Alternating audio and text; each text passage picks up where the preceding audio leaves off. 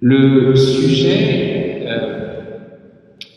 que l'on m'a proposé d'aborder, vous en avez entendu le titre, être chrétien dans un monde qui ne l'est plus.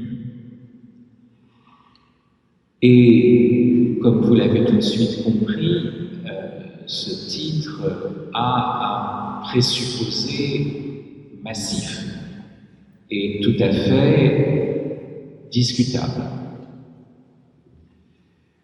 Le présupposé est le suivant: c'était plus facile d'être chrétien quand le monde l'était. On pouvait parler de Dieu aussi aisément que l'on parle du match PSG-Barça. Les enfants échangeaient des images pieuses au lieu de cartes Pokémon. Et on faisait des pèlerinages à Rome plutôt que du shopping à Dubaï. Ce monde chrétien pourrait nous paraître comme idéal, mais tout de suite vous voyez le problème, qui est celui d'un évident nivellement de l'esprit au monde, de l'esprit de Dieu à l'esprit du monde. Si on échange les images pieuses comme des cartes Pokémon, les images pieuses sont des cartes Pokémon, de nouvelles cartes Pokémon. Si on parle de Dieu comme on parle d'un match de foot, on est dans quelque chose qui nous fait passer à côté du mystère, de la crainte et du tremblement. Vous comprenez tout de suite que l'énoncé « être chrétien dans un monde qui ne l'est plus » suppose deux choses. D'une part, que le monde aurait été pleinement chrétien, christianisé. Alors, on parlerait d'un monde déchristianisé aujourd'hui, ce qui reste à prouver. Mais surtout, on est dans une nostalgie de la chrétienté comme lieu idéal de l'exercice de la vie chrétienne. C'était mieux avant. Et vous voyez que c'est discutable. C'est très discutable. Dans les chrétientés, on s'entretuait. Je vous rappelle que saint Augustin ne pouvait pas aller dans son église sans être escorté par des gardes du corps. Il était en permanence menacé de mort. Qu'est-ce que vous regrettez comme époque? L'époque du grand schisme d'Occident, où tous les catholiques étaient excommuniés, soit par le pape, soit par l'antipape, mais enfin bon, vous voyez. Qu'est-ce que nous regrettons exactement? Le grand danger de la chrétienté, c'est que le christianisme nous vient du monde, comme notre état civil, comme la carte du parti majoritaire. Alors c'est sûr que c'est facile, on a des camarades de parti et on est en majorité. Mais est-ce que c'est ça le cœur de la vie chrétienne? Vous savez que le Christ l'a dit devant Pilate. C'est un texte qu'on lit toujours lors de la solennité du Christ roi. Alors nous sommes dans une église royale, précisée,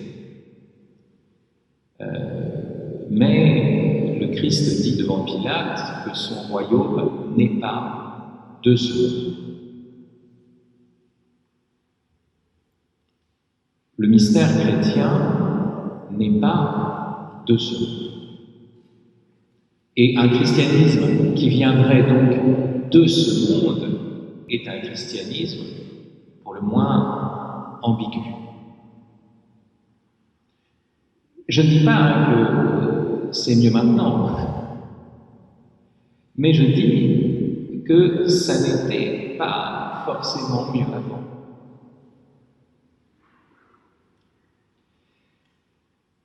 Le royaume n'est pas de ce monde, mais il n'est pas non plus ailleurs. Je vous rappelle qu'il n'y a pas d'ailleurs, à proprement parler, c'est-à-dire qu'on n'est pas en train de viser un autre monde ailleurs que celui qui nous est donné ici et maintenant, c'est celui qui nous est donné, et c'est celui-là qui existe. Après, bien sûr, il y a l'immensité divine, il y a l'éternité divine, mais ça n'est pas quelque chose de créé. Ce qui est créé comme monde, c'est notre monde. Et quand on dit que la révélation vient d'ailleurs, c'est pas comme dans un autre lieu, mais comme ce qui est à la source de tout lieu et de tout temps. Vous comprenez? Donc, il n'y a pas à proprement parler un ailleurs en termes spatial. Il n'y a de monde que celui-ci. Et donc, c'est pour cela que, comme vous le savez, on dit que le royaume n'est pas de ce monde, mais il est dans ce monde.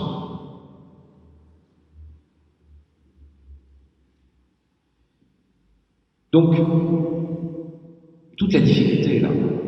Qu'est-ce que ça veut dire? Dans ce monde, pas ailleurs, mais pas de ce monde. Être chrétien dans un monde qui pouvait l'être, qui peut ne l'être plus. Et ça n'est pas l'essentiel, puisque ça ne vient pas de ce monde. Pour comprendre qu'un monde intégralement chrétien, ça ne serait pas mieux, il suffit de lire Jean de la Croix. Il y a un petit texte de Jean de la Croix qui est absolument admirable, si vous avez l'occasion de le lire, ça fait quelques pages, ce qu'on appelle les avis spirituels. Et dans ces avis spirituels, il y a des avis contre, vous savez, les trois sources, principes, on peut parler de sources pour ce qui est tari et desséchant, mais les trois principes du péché, en tout cas de la tentation qui nous conduit au péché, selon saint Jean.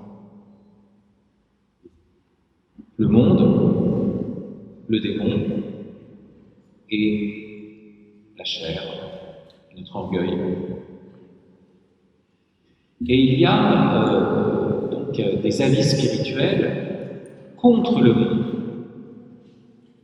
Quels sont ces avis spirituels de saint Jean de la Croix? Alors,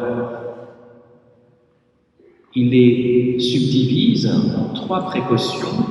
La première précaution, bien sûr, c'est que concernant toutes les personnes, tu conserves une égalité d'amour et une égalité d'oubli. C'est étonnant ça, mais il faut aimer chaque personne qui se présente, mais il faut aussi oublier chaque personne qui se présente. On oublie cette dimension-là, mais on oublie l'oubli. Parce que c'est la seule manière, vous voyez, d'oublier les offenses. Ou d'oublier, ou de se détacher d'un attachement exclusif. Si vous voulez être présent à ceux qui se présentent, il faut que vous ayez oublié ce qui est passé. Donc vous voyez, égalité d'amour et égalité d'oubli. Puis, deuxième précaution, classique, ne pas se tourmenter à propos des choses matérielles. C'est ça qui nous enlise dans le monde et qui fait que nous devenons de ce monde. Chercher le royaume et le reste nous sera donné de surcroît. Mettre à l'arrière-plan toutes les inquiétudes trop matérielles. Mais ce qui m'intéresse ici, c'est la troisième précaution.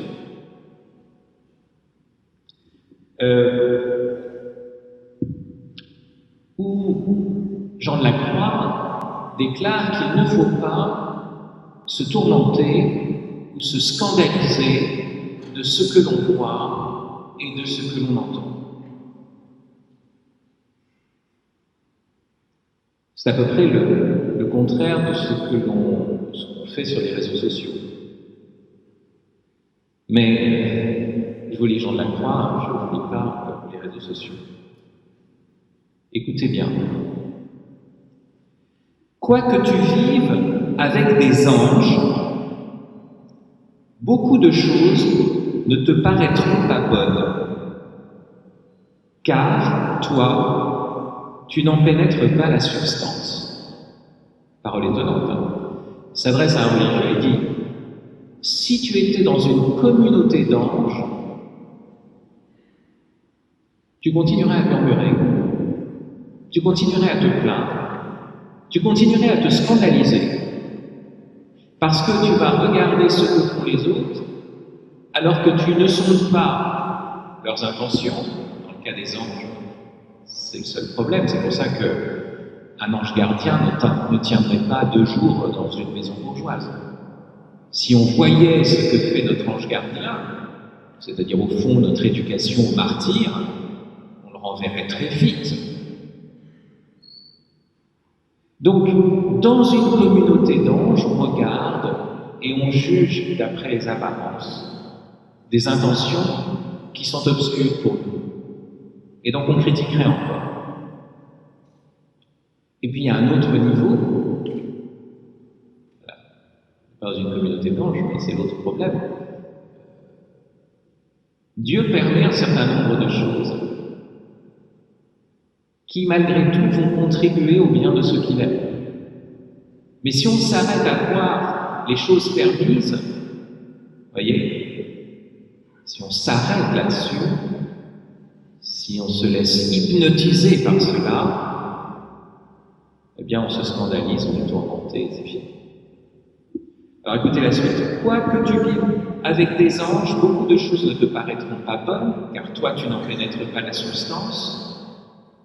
Pour cela, prends exemple de la femme de Lot, qui, parce qu'elle se troubla dans la ruine des Sodomites et retourna la tête pour regarder en arrière, le Seigneur la châtia et la changea en statue de pierre et de sel. Je trouve ça assez drôle qu'il parle de la communauté des anges et juste après il parle des Sodomites. Bon. Et puis juste après il parle des monastères. Bon. Oui, ben bon. C'est incroyable, Jean de la Croix. C'est pas des niaiseries, hein. C'est pas de la spiritualité à 2 balles, hein. Il y en a beaucoup aujourd'hui. Mais non, là c'est Jean de la Croix.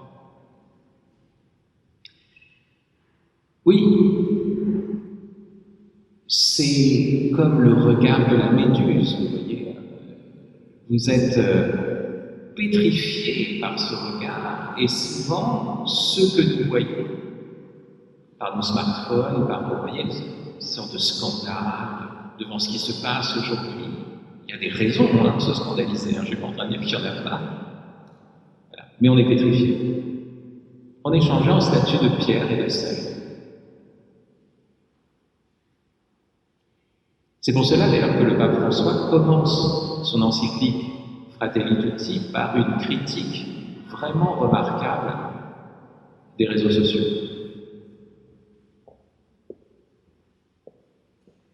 Et maintenant, écoutez la suite encore.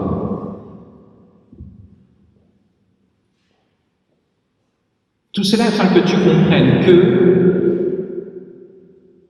si tu vivais avec des démons, alors, autre hypothèse, on a commencé par on vit au milieu des anges, maintenant on vit au milieu des démons. Au milieu des anges, si on regarde ce qu'ils font, et si on se préoccupe de ce qu'ils font, et de le juger sans cesse, on est perdu, on est changé en statue de sel. Et là, c'est l'inverse. Si on est au milieu d'une communauté de démons, si on peut parler de communauté, pandémonium, si tu vivais avec des démons, Dieu veut que tu vives avec eux de telle manière que tu ne tournes pas la tête de ta pensée vers leurs affaires, mais que tu les laisses totalement, essayant de garder ton âme pure et entière en Dieu, sans qu'une pensée de ceci ou de cela t'en empêche. Et ainsi, tiens pour vrai que dans les couvents, le monde chrétien, les couvents, dans les couvents et les communautés religieuses, il ne manquera jamais de quoi acheter, trébucher. Car les démons ne cessent jamais de s'efforcer d'abattre les saints, et Dieu le permet pour les exercer et les éprouver. J'ai voulu remonter un peu au principe des choses. J'aurais pu faire une lecture sociologique, mais cette lecture sociologique, cette critique du monde contemporain eût été indigne d'une exhortation parénétique clandestine dans l'Église royale à côté du Saint-Sacrement. Nous devons remonter à la source. Et voyez ce que nous dit Jean de la Croix. Comment ça se passe dans un monastère? Comment ça se passe dans le meilleur des mondes chrétiens possibles? Eh bien, c'est là qu'attaque le démon, nécessairement. Et peut-être même plus qu'ailleurs, parce qu'ailleurs, la chair et le monde suffisent. Mais là, le démon envoie ses armées. Donc, qu'est-ce que nous cherchons? L'essentiel, selon Jean de la Croix, c'est de garder son âme en Dieu. De ne pas tout le temps être en train de se perdre dans cette effervescence du monde qui ne va pas depuis l'origine. C'est pas maintenant. Depuis le péché originel. Depuis le moment où les premiers frères sont l'un assassiné et l'autre assassin. Et où après, ils s'assassinent entre eux, ils sont presque tous coupables en même temps. Et aucun innocent. Voilà, c'est ça la suite. Lisez la Bible. Parce que certains lisent la Bible comme des cartes Pokémon. Non, lisez la Bible sérieusement. Garder son âme en Dieu, qu'est-ce que ça veut dire? De quoi parle Jean de la Croix? Est-ce que c'est une évasion fantasmatique? Je ne vois plus le monde. Je suis en Dieu. Et vous sortez d'ici avec des têtes illuminées. Est-ce que c'est une intériorité coupée de toute extériorité? Est-ce que Jean de la Croix invite à un autisme spirituel? Non. Il s'agit bien de regarder dans le monde, mais ce qui dans le monde n'est pas du monde, ou regarder le monde comme n'étant pas du monde. Voir à travers le monde l'œuvre de la création et de la rédemption. Je peux voir le monde à partir du monde, superficiellement. Et je me laisse étourdir, séduire, écœurer par ces mirages.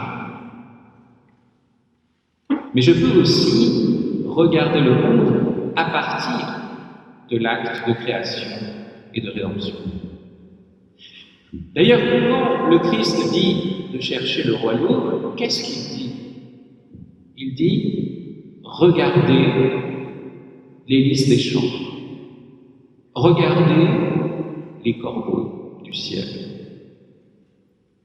Donc il renvoie quand même à des créatures. C'est pas un aveuglement complet. Il nous demande de chercher sous le virtuel la réalité et sous la réalité le réel.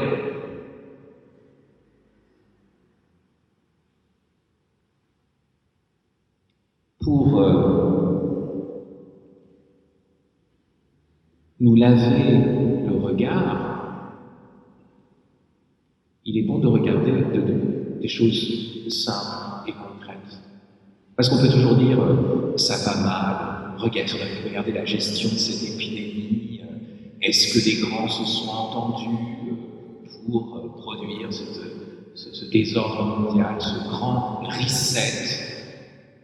Vous voyez, et on se met à critiquer le complot mondial à partir d'un appareil lui-même globalisé, et on ne cesse, vous voyez, de se perdre dans cette avalanche informatique. À ce moment-là, vous éteignez et vous allez regarder les fleurs des champs. Vous allez regarder les oiseaux dans le ciel. Vous allez regarder le visage d'un enfant. Vous dites, tiens, mon ami est à côté de moi encore, je respire.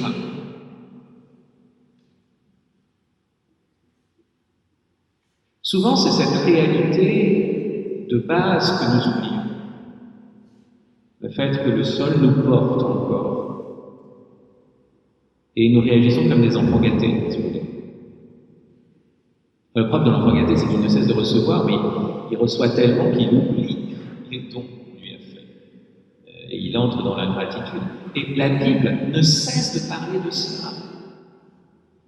La Bible ne parle pas de gens, de pauvres innocents, écrasés, captifs, en esclavage, et puis voilà que le libérateur arrive, et puis vous sortez de ce monde de ténèbres pour entrer dans la lumière.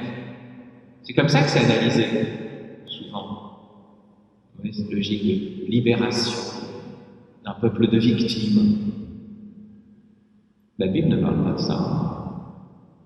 Ça, vous trouvez ça dans les livres de sagesse de supermarché, dans certains mouvements spiritualistes qui peuvent exister dans l'Église, bien sûr. L'Église étant un ramassis de toutes sortes de choses, hein. Vous le savez, c'est pas une secte de purs, de gens choisis, sélectionnés, surtout pas. De quoi parle la Bible? Des dons que Dieu nous fait. Le don du jardin, la libération d'Égypte, l'entrée en terre promise. Et qu'est-ce qu'on fait dans le jardin? On fout la merde. Qu'est-ce qu'on fait dès qu'on sort d'Égypte? On se révolte.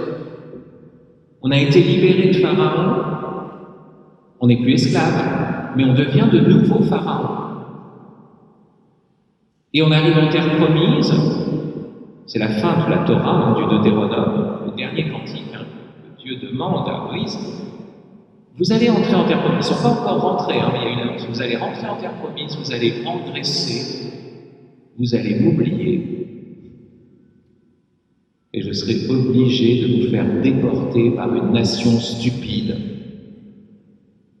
pour que vous reveniez à moi. Vous voyez, la Bible ne nous parle pas d'hommes piégés dans les ténèbres et qui sont enfin libérés vers la lumière, elle nous parle d'hommes qui ont reçu toutes les lumières, mais qui en font un mauvais usage. De gens qui, comme disait Saint Louis, on est au bon endroit, comme disait Saint Louis, font la guerre à Dieu avec ses propres dons. Parce que, si vous voulez, avec quoi on pourrait faire la guerre à Dieu si ce n'est avec ses dons? Donc vous comprenez que qu'il faut toujours voir le don derrière le mauvais usage. Et toujours revenir à ce don qui est premier, celui de la création. Et puis quand vous voyez le mauvais usage, vous devez vous dire aussi, ça c'est la deuxième chose, pas simplement les listes des chants, que ce mauvais usage, eh bien Dieu s'en sert pour un avènement incompréhensible qui nous échappe. Et ça, c'est pas l'acte de création, c'est l'acte du salut. C'est l'histoire du bon larron. Le type, il a tout le temps pris le mauvais chemin. C'est un malfaiteur. Il est passé à côté. Comme notre société, bien sûr. Et voilà que ce malfaiteur, c'est lui qui va se retrouver à la droite du Seigneur. Bon, c'est pas une place forcément très convoitée, hein, d'être sur une croix à la droite de Dieu, pas bon, quand même. À la droite de Dieu sur une croix. Et c'est lui qui va recevoir ce qui était désiré par les fils de Zébédée. Vous savez, quand ils allaient voir, ils disaient est-ce qu'on peut, ou la mère, on ne sait pas si c'est les fils, notre église, c'est la mère des fils. C'est là qu'on voit que c'est une mère juive. Est-ce que mes fils peuvent s'asseoir à ta gauche et à ta droite? Et lui, il dit est-ce qu'ils peuvent boire à la coupe à laquelle je vais boire? De toute façon, c'est places. C'est pas moi qui ai distribué, c'est le mystère de Dieu, la liberté humaine. Et vous voyez, celui qui va avoir cette place, c'est celui qu'on appelle traditionnellement Dismas, hein, voilà, le larron, qui n'est d'ailleurs pas un bon larron jusqu'à la fin. Il blasphème. Chez Luc, c'est pas dit, mais chez les autres, c'est les deux malfaiteurs qui blasphèment. Et donc, ça veut dire qu'à un moment, parce que Jésus a dit pardonne-leur, ils ne savent pas ce qu'ils font, alors qu'il est crucifié, il y a quelque chose qui se passe en lui. Il l'a entendu et il y a une transformation. Voilà. Donc, on sait que aussi toutes ces catastrophes peuvent conduire à cette lumière, conduisent à cette lumière. C'est ça notre foi.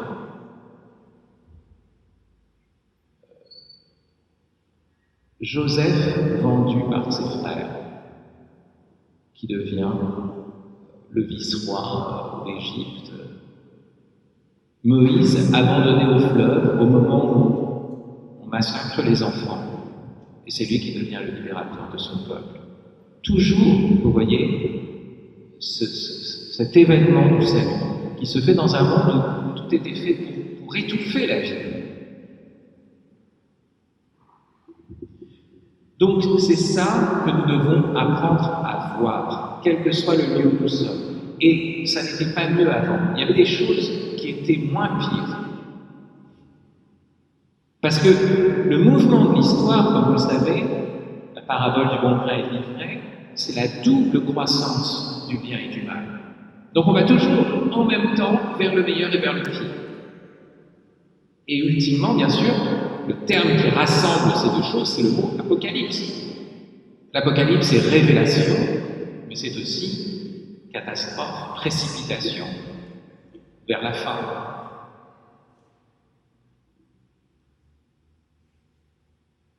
Donc, sachant cela, sans nostalgie, en reprenant dans le passé ce qui était bon, bien sûr, sans non plus fascination pour le futur, mais au lieu où Dieu nous a créés ici et maintenant, parce qu'il n'y a pas d'autre monde pour moi que le lieu et le temps où il m'a créé, c'est ici que je dois tenir mon poste. Et être chrétien, vous comprenez dès lors, c'est être en mission. Très belle parole du pape François, je suis une mission sur cette terre. C'est pour cela que j'ai été fait. Et donc, plus ça va mal autour, plus il y a du boulot pour le missionnaire que je suis.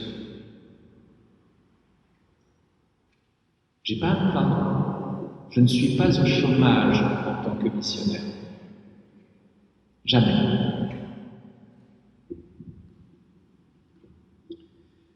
Alors, maintenant que j'ai balayé le premier présupposé, je vais en balayer un second. Dans l'énoncé « être chrétien dans un monde qui ne l'est plus », on présente aussi le fait d'être chrétien comme une option. Il y aurait des chrétiens, et puis il y aurait des hommes qui échapperaient d'une certaine façon à la réalité du christianisme.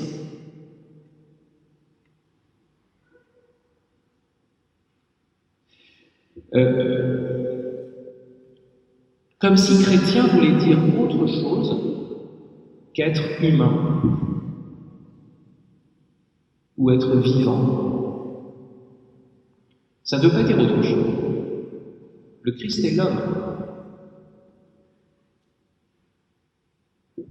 Il est divinement humain. Il nous apprend à être pleinement humain. Le Christ est la vie. Il nous apprend à être pleinement vivant. Et c'est pour cela que nos questions de chrétiens sont au fond les mêmes questions que tous les hommes. Le Christ dit « Quand je serai élevé de terre », c'est-à-dire quand il sera sur la croix. Et quand il est sur la croix, il est élevé de terre pour qu'on le voit bien, mais pour qu'on voit bien qu'il descend.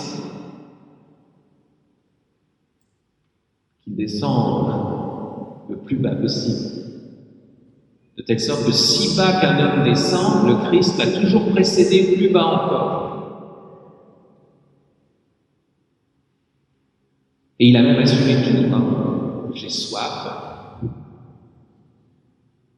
Pourquoi m'as-tu abandonné? Et même au-delà de pourquoi m'as-tu abandonné, cette faim, vous savez, parce qu'on parle souvent de cette parole du Christ en croix, il y en a 3 chez Luc, 3 chez Jean, qui sont d'ailleurs pas les mêmes, il n'y en a qu'une seule chez Matthieu et Marc.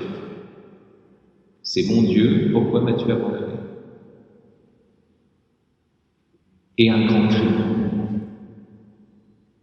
Même plus de parole. Un grand cri. Oui, même ce cri-là a été assumé par Dieu. C'est pour ça que quand il est élevé de terre, il attire à lui tous les hommes. Tous, ça veut dire y compris les musulmans, qui sont au fond de leur cœur attirés par le Christ.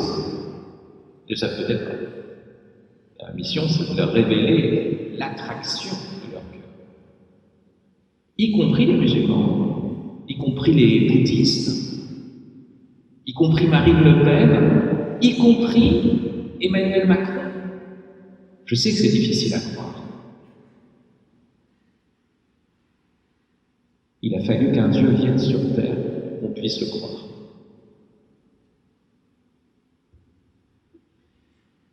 Il faut aller profond pour dégager cette attraction. Il faut descendre sans peur dans nos misères. Et il faut aussi admettre, une fois qu'on a compris que nos questions sont les mêmes que les autres hommes et qu'il faut aller les rencontrer en descendant jusqu'au fond de cette question. C'est la mesure avec laquelle nous ferons la vérité, en nous et que nous exposerons notre propre misère, que nous toucherons la misère des autres et que nous tournerons ensemble vers le Sauveur.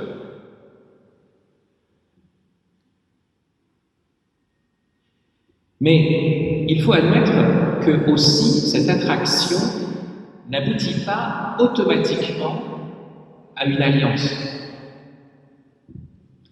Vous savez que pour qu'il y ait mariage, si Dieu veut avoir une relation, je dirais, nuptiale avec l'humanité, il faut bien qu'il y ait un consentement. Dans un mariage, on peut dire non, même à la dernière limite. Il ne faut pas que les petits fours vous bâillonnent. C'est non, c'est non.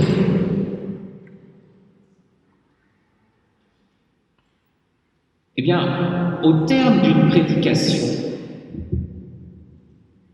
au terme d'une exhortation parénétique,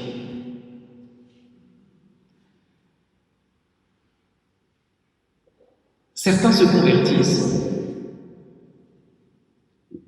d'autres vous crucifient. Et il y a une troisième catégorie, vous savez, c'est le cannibale qui vous fait bouillir dans sa marmite, mais qui,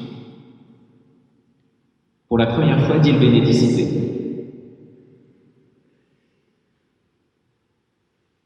Mais c'est comme ça que ça marche. Ne croyez pas que tout d'un coup, vous êtes un grand prédicateur et les gens tombent comme des mouches, vous voyez, se prosternant devant vous. C'est pas comme ça. Si vous regardez ce qui est arrivé au Christ, ce ne sera pas mieux pour nous. Enfin si, souvent ça a été mieux pour nous. Il a même dit que ses disciples feront des choses plus grandes que lui. C'est vrai, c'est la manifestation du mystère chrétien. Il y a des prêtres, petits prêtres, qui ont fait plus, finalement. Ça a été rendu plus visible. Les gens sont convertis, les gens sont transformés. Il leur a donné d'ailleurs le Seigneur à manger, il leur a donné tous les jours. Donc c'est des choses très très grandes qui sont faites. Mais il y a toujours cette liberté de celui qui est en face. Et souvent nous prêchons mal, souvent le tort est de notre côté. Mais à supposer même que notre prédication soit parfaite, il n'y a pas une conversion automatique. La personne comprend et dit « Je ne veux pas de cela, je te tue ».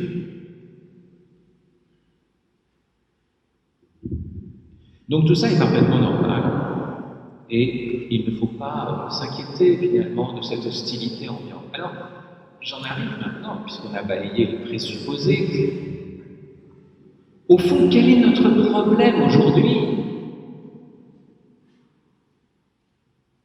Parce que c'est pas simplement de dire nous sommes humiliés par les réseaux sociaux, il y a aussi quand même un problème de fond qui fait que notre époque n'est pas comme les autres époques. Et c'est ça qui nous inquiète, c'est ça qui vous met dans une espèce d'angoisse, d'inquiétude profonde. De sorte que notre époque, c'est ce que j'appelle celle de l'espérance nue, ou de l'espérance désespérément.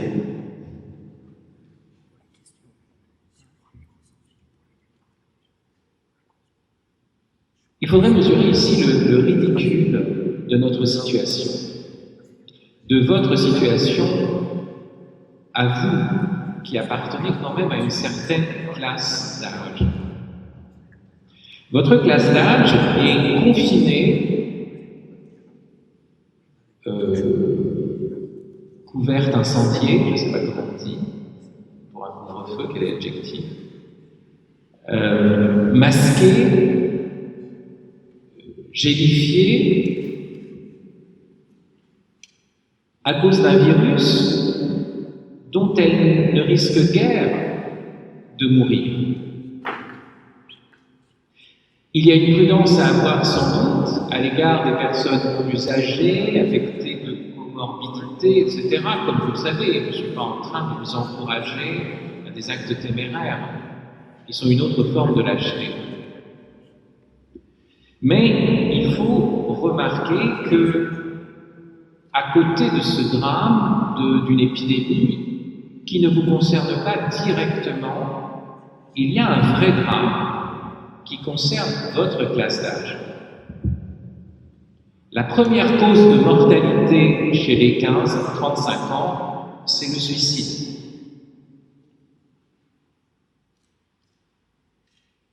Alors vous allez me dire, oui, c'est un effet statistique, c'est logique, puisque finalement, comme ils sont en forme, il faut vraiment qu'ils aient pas envie de vivre. Bon. C'est la première cause de mortalité, c'est automatique. Ça ne veut pas dire qu'il y en a tant que ça.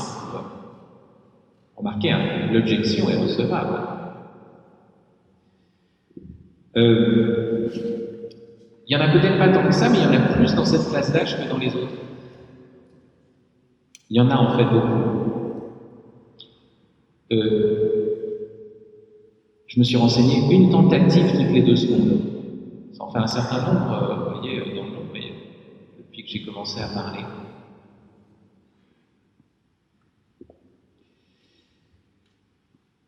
Et vous remarquerez aussi qu'il y a autre chose qui est très intéressant, c'est que les mesures sanitaires ne peuvent rien contre cette maladie-là.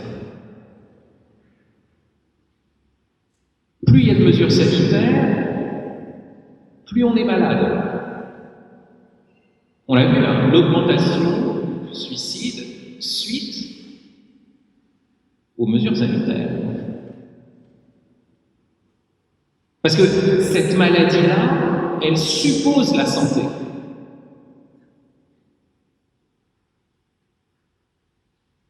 En fait, vous avez de l'énergie, vous avez des choses à... Une énergie, vous êtes en bonne santé, mais pourquoi faire? Vous comprenez? À quoi bon? Et vous en voulez d'aller bien physiquement et d'aller pas bien psychiquement. Vous dites pourquoi? Et vous vous condamnez à mort.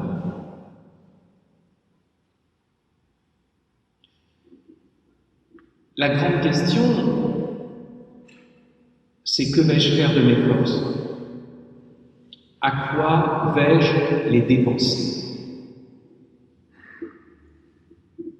Celui qui a tout de suite vu ça, c'est Nietzsche. Nietzsche a tout de suite vu que le but de la vie humaine, c'était pas le bonheur conçu comme un bien-être, je me sens bien, etc. Ça, le rêve du bonheur, c'est le rêve de quelqu'un qui est malade et qui veut être convalescent. Mais la question, c'est une fois que vous êtes en bonne santé, une fois que ça va, qu'est-ce que vous faites? Et Nietzsche a dit, non, le but de la vie, c'est pas le bonheur, c'est trouver le lieu où je vais dépenser mes forces. Quelque chose qui en vaut la peine, comme on dit.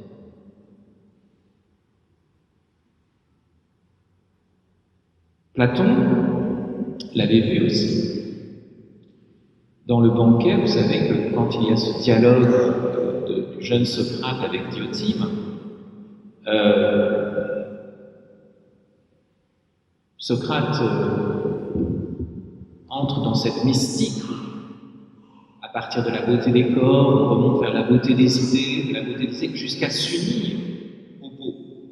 Et il dit voilà, l'union avec le beau, c'est le sommet. Et Diotime lui répond non. Il dit ah bon, mais qu'est-ce qu'il peut y avoir au-delà de ça? Je suis uni à Dieu, uni à la beauté. Et Diotime lui dit non. Ce qu'il y a au-delà, ce qui est vraiment la fin ultime, c'est engendrer dans la beauté. Allez, dépenser cette force dans une fécondité. Et c'est pour ça que le Christ ne nous dit pas quel est celui qui a bien conservé son talent dans la terre, quel est celui qui a bien protégé ses branches, mais allez, quelle est la branche qui a donné le fruit? Et s'il n'y a pas de fruit, les branches sont coupées et jetées au feu. C'est la même chose.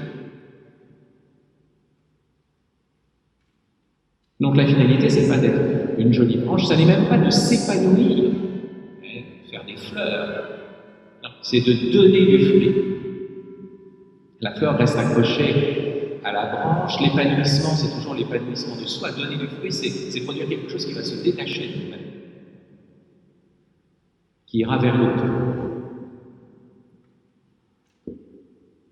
C'est ça, être vivant. Ça n'est pas se sentir bien, ultimement. C'est donner du fruit. C'est le premier commandement, vous savez.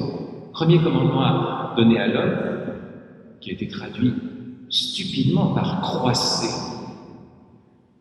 Je ne sais pas, c'est un commandement qui marche très bien pour la grenouille, mais pour l'homme, il ne s'agit pas de croître, parfois c'est traduit par soyez féconds et multipliez. multiplier, mais le verbe hébraïque dit fructifier.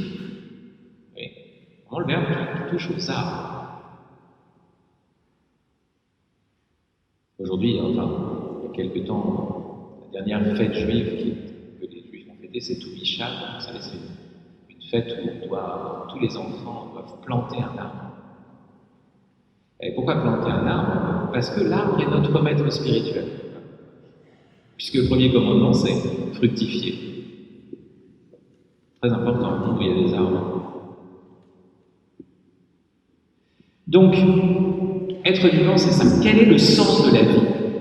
Je ne vous pose pas la question comme un maître spirituel que je ne suis pas. Je suis professeur de philosophie plutôt. Donc je vous pose la question comme un zoologue. Qu'est-ce que c'est que le sens de la vie? J'ai quelques étudiants, anciens étudiants qui sont dans la salle, je vois en tout cas.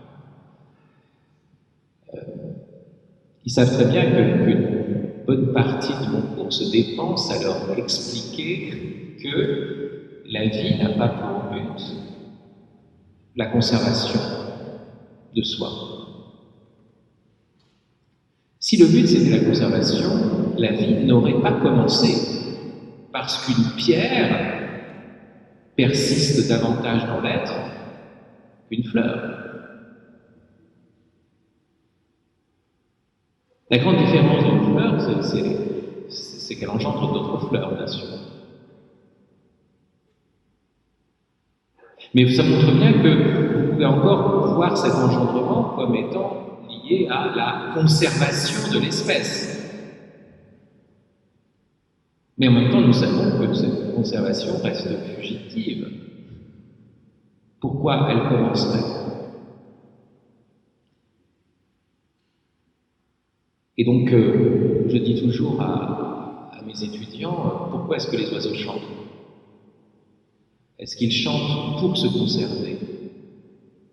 Il est certain que le chant participe de leur conservation, bien sûr, marquer son territoire, attirer la femelle, etc. Mais est-ce que c'est que pour ça? Parce que malgré tout, si l'oiseau chante et se conserve en chantant, il se conserve pour chanter.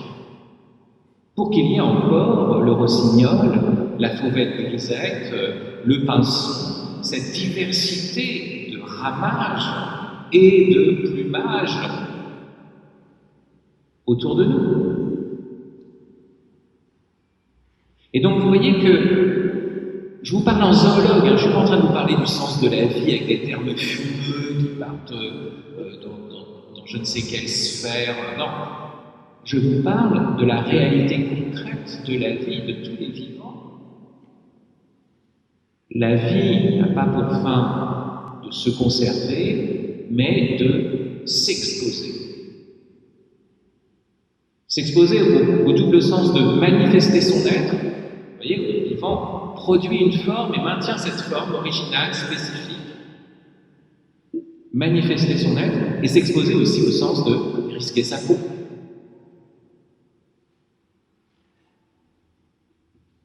C'est un beau risque à courir que la vie. C'est une expression de mon ami le philosophe belge Jacques de Witt. Un beau risque à courir. Le terme beau est très important.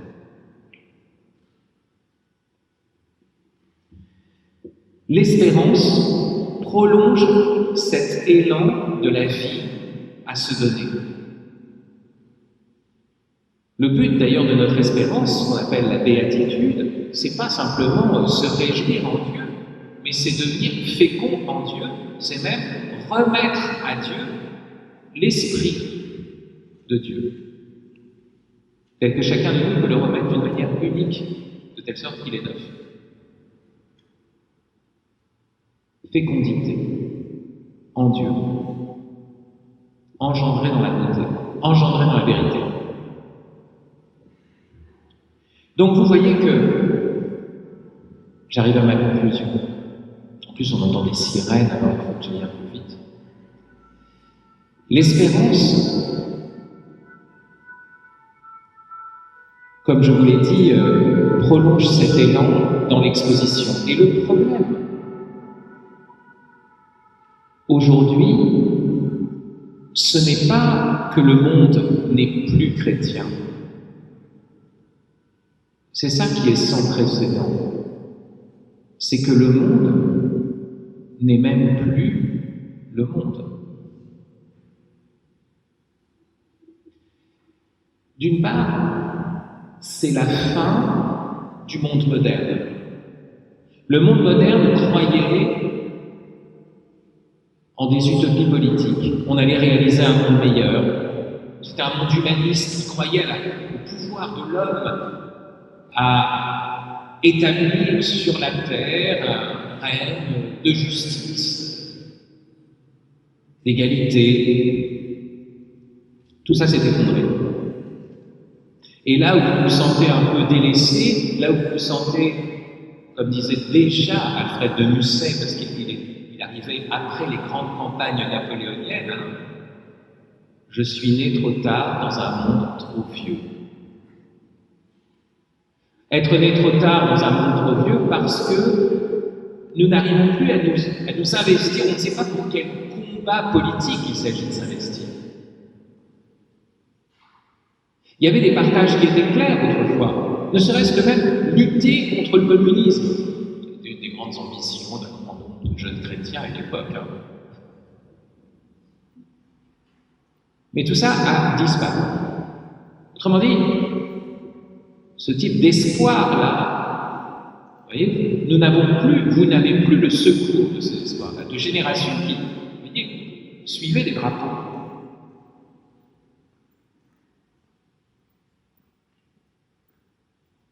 Deuxième chose qui fait que le monde n'est plus le monde, nous sommes dans une crise d'extinction. Vous êtes les premières générations à avoir la certitude que des espèces disparaissent et que l'espèce humaine disparaîtra, je veux dire, à vue mondaine, à l'horizon du monde, pas dire autrement. Donc là encore, vous ne pouvez pas simplement tabler sur la postérité, comme d'autres le faisaient. Souvenez-vous le dilemme d'Achille. Achille, on lui dit, soit tu peux couler des jours sans fin, mais on oubliera, heureusement, heureux, mais on oubliera ton nom, soit tu vas mourir jeune, durement, mais on parlera de toi dans les générations à venir. Et Achille, il choisit d'exposer sa vie précisément parce qu'il y a cette postérité, cette renommée qu'il attend après sa mort, même jeune. Mais s'il n'y a plus de postérité, vous comprenez, quand je parle d'une espérance nue, c'est ça déjà, la dénudation qui se joue. L'exploit sans postérité, sans renommée en ce temps, et dans des temps futurs. Enfin, c'est le dernier point, le monde n'est plus le monde parce qu'il y a une explosion du monde dans l'informatique qui le reconstitue virtuellement. De telle sorte que où nous sommes, c'est difficile à dire. Quand vous faites une réunion Zoom, ça m'arrive de faire un cours par Zoom, je suis très heureux d'être ici, là, physiquement présent pour vous, parce que se passe autre chose. Est-ce que je suis présent ou est-ce que je suis absent? Vous êtes en zone B. En fait, vous n'êtes ni présent, ni absent. Vous êtes dans une situation d'être, un mode d'être qui est vraiment étrange. Et là, vous l'êtes en temps réel, c'est pas comme à travers le temps du livre, par exemple, quelqu'un parle, personne ne parle, peut-être mort déjà. Mais là, vous voyez, vous avez l'illusion que c'est encore de la présence, mais ça n'est plus. Et vous voyez, c'est là où il y a une sorte de leurre permanent et on ne sait plus où on est.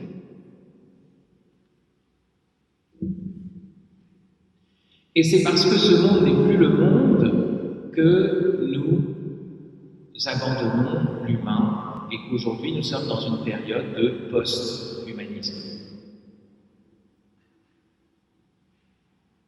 Avec plusieurs figures, je peux vous énumérer brièvement, mais enfin il y en a trois que je vais retenir ici, principales. Le transhumanisme, le fantasme, cet écran de fumée d'ailleurs, on va devenir des cyborgs, etc. En fait, comme si ça n'exigeait pas des ressources naturelles, des métaux rares qu'il faut aller puiser, dont on va manquer dans pas très longtemps. Vous serez immortel, mais vous allez tomber en panne, mais très vite. Vous allez être une sorte de surhomme, mais dès qu'il y a une panne de courant, voilà, c'est fini, vous allez bugger, il va falloir chercher l'informaticien. Bon, transhumé, mais ça montre plus le nihilisme, le désespoir qui est là. Le transhumanisme, avec tous ces grands discours qui ont l'air d'être des discours d'espoir, profondément désespérés et nihilistes. De l'autre côté, l'animalisme, mais aussi l'antispécisme. Le regret d'être humain, le regret de ne pas être une fleur, un bonobo, une licorne.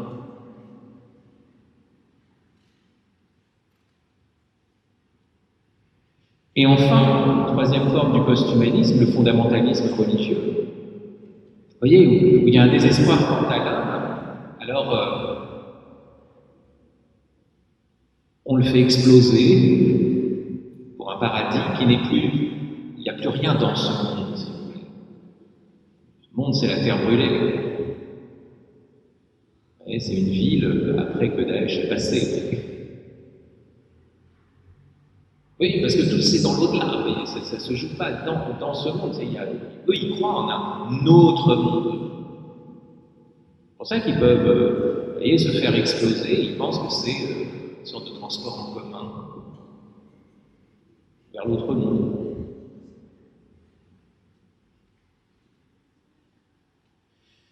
Donc vous voyez, la situation c'est celle-ci, l'espérance nue. Mais c'est aussi formidable parce que désormais, et c'est là où vous êtes attendus, désormais, pour continuer à rester humain, il faudra la foi. Il faudra l'espérance théologale. Il faudra croire en ce Dieu qui a créé l'homme et qui s'est fait homme et qui est mort comme un charpentier juif à 33 ans sur des planches. C'est le compte du ridicule, vous êtes charpentier, après je veux dire.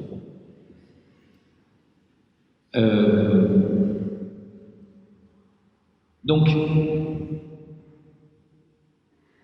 s'il s'est fait homme, s'il a traversé notre misère, ça veut dire que c'est ça qui est divin, c'est d'être humain et de mener cette vie de Nazareth et éventuellement du martyr. Mais ça, c'est divin. C'est ça. Et donc c'est ça, plus les gens voudront rester humains, plus ils viendront vers les chrétiens.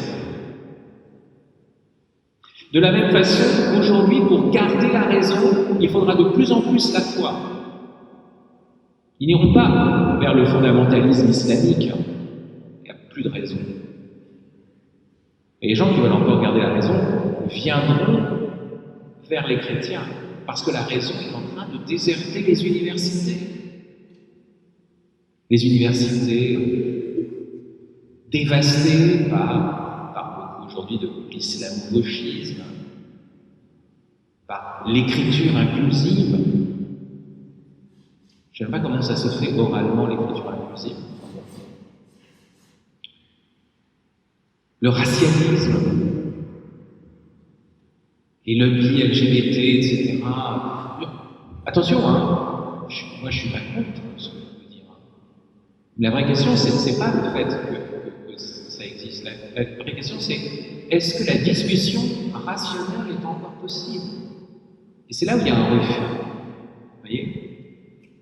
Parce que le déconstructivisme a atteint un tel degré que même la raison est vue comme une sorte de création historique, inventée par les Blancs pour imposer leur suprématisme, alors que les Grecs n'étaient pas très blancs, en fait. plutôt basané, mais moi, je ne sais pas pourquoi. C'est les blancs. On fait la raison.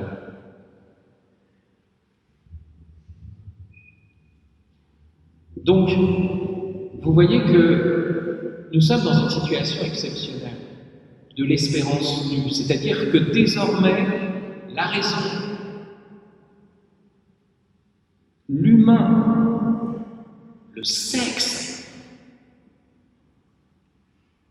va se réfugier dans l'Église. Bon, attention, vous comprenez ce que je veux dire, hein, vous ne faites pas n'importe quoi là tout de suite.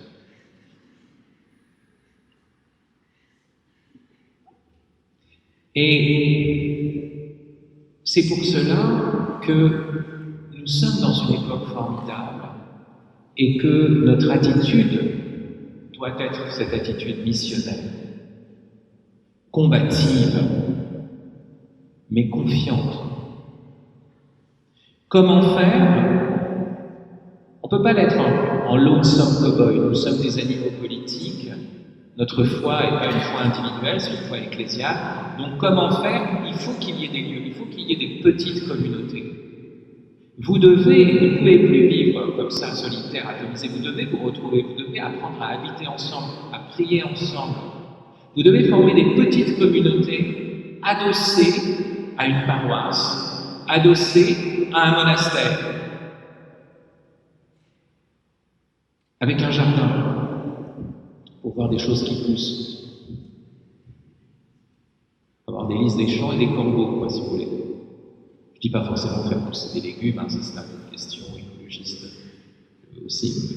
On a une question beaucoup plus radicale, parce que nous, on a vu que de toute façon, quoi qu'on fasse, il y aura l'extinction. Ça, c'est pas. Donc, il faut réfléchir à un autre niveau. Vous voyez, c'est profond. On a un coup d'avance. Oui. Petite communauté adossée à une communauté religieuse, avec quelques plantes, un animal. Si vous ne pouvez pas avoir d'animal, vous faites des enfants.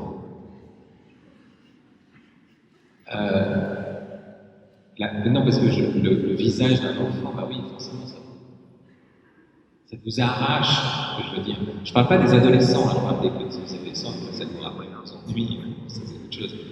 Non, voilà. Donc faites des enfants.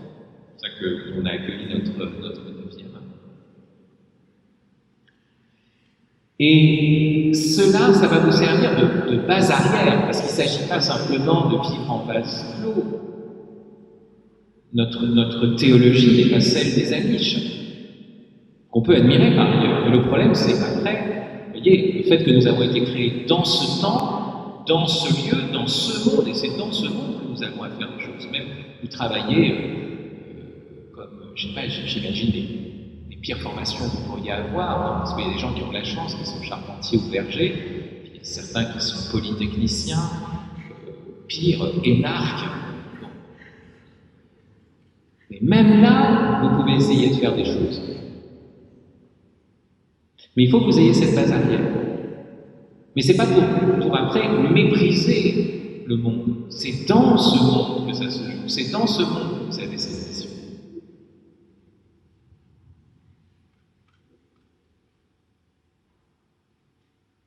Voilà ce que je voulais vous dire.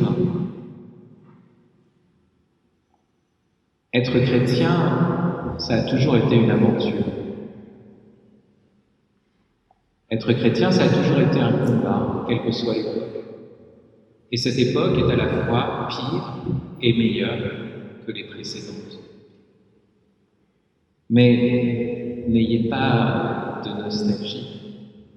Si Dieu vous a créé ici et maintenant, c'est qu'il n'y a pas de meilleur endroit pour accomplir votre mission. Merci.